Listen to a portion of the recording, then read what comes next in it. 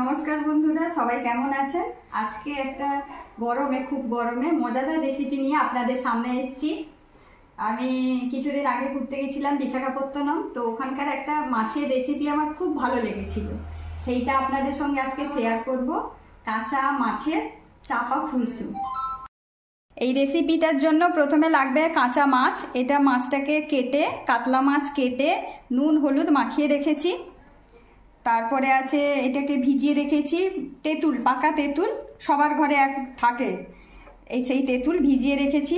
তারপরে কারি পাতা শুকনো করা ছিল, তাকে একটু ধুয়ে নিব, এই জন্য ভিজিয়ে রেখেছি জল দিয়ে। পেঁয়াজ, আদা, রসুন, লঙ্কা একসাথে পেস্ট করা আছে। আর নিয়ে নিয়েছি দুটো শুকনো লঙ্কা আর কালো সর্ষে। কড়াইটা বসিয়ে দিলাম। এবার কড়াইতে প্রথমে তেল দেব।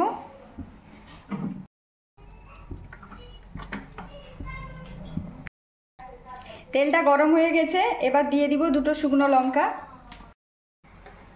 লঙ্কাটা ভাজা হয়ে গেছে, এবার ফোড়নে দিয়ে দিচ্ছি গোটা কালো সর্ষে।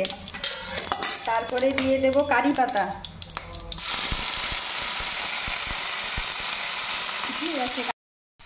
এবার বাকি যে বাটা ছিল আদা, রসুন, পেঁয়াজ, লঙ্কা, সেই মশলাটা দিয়ে দিলাম। এই মশলাটাকে ভালো করে কষিয়ে নেব।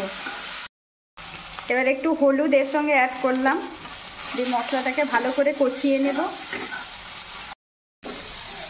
এবার টমেটোটা দিয়ে দিব। টমেটোটা আগে থেকে কেটে রেখেছিলাম, সেই টমেটোটা দিয়ে দিব।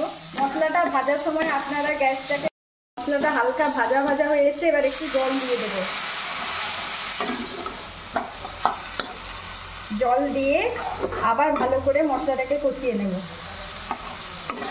একটু লবণ দিয়ে দিলাম, তবে অল্প দেবেন, স্বাদ মতো, কারণ মাছে নুন হলুদ মাখানো আছে, খুব বেশি লবণ লাগবে না, আপনারা দেখে লবণটা দেবেন। এই রেসিপিটা যখন আমি প্রথম খেয়েছিলাম আমার খুব ভালো লেগেছিল, সেই কারণে আমি যেখানে খেয়েছিলাম ওখান থেকে রেসিপিটা জেনে এসেছি, তাই আপনার সঙ্গে শেয়ার করলাম। আপনারাও প্লিজ বানিয়ে খাবেন ঘরে, দিয়ে আমাকে জানাবেন কেমন লাগলো। তেঁতুলটা ভালো করে চটকে তেঁতুলের কাঠটা বের করে নিচ্ছি, দিয়ে জলটা এবার দেব। তেঁতুলের কাঠটা ভালো করে বের করে নেবেন চটকে চটকে।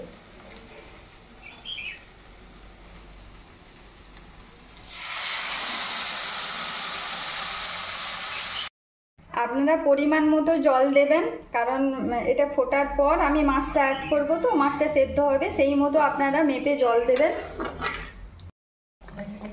আপনারা এই রেসিপিটা ভাতের সঙ্গে খেতে পারবেন, কারণ গরমের সময় একটু টক খেতে ইচ্ছে করে। আপনারা এই তরকারিটা দিয়ে আপনারা ভাত খেতে পারবেন। তবে এটা বানাতে বেশি কিছু তো লাগে না, সবজি না থাকলেও বানানো যায়। আমরা সাধারণত মাছের ঝোল, মাছের টক বা লাউ ডাঁটা দিয়ে পাতলা ঝোল এর আগে বানিয়ে আপনাদের দেখিয়েছি চিংড়ি মাছ দিয়ে। হ্যাঁ, কিন্তু এটা আপনারা বানিয়ে একবার ট্রাই করবেন, দেখবেন ভালো লাগবে, খেতে খুব ভালো লাগবে।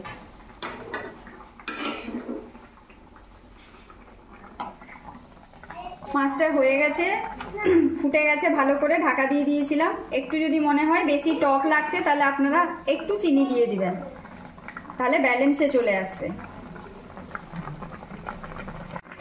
রান্নাটা কমপ্লিট, গ্যাসটা বন্ধ করে দিলাম। এবার নামিয়ে নেব মাছটাকে।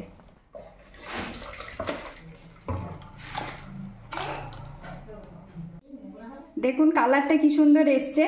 আপনারা সবাই বাড়িতে বানিয়ে প্লিজ খাবেন, খেয়ে আমাকে জানাবেন কেমন লাগলো। এইভাবে মজার মজার রেসিপি জানার জন্য প্লিজ চ্যানেলটাকে সাবস্ক্রাইব করবেন, শেয়ার করবেন, একটু লাইক করবেন, কমেন্ট করবেন।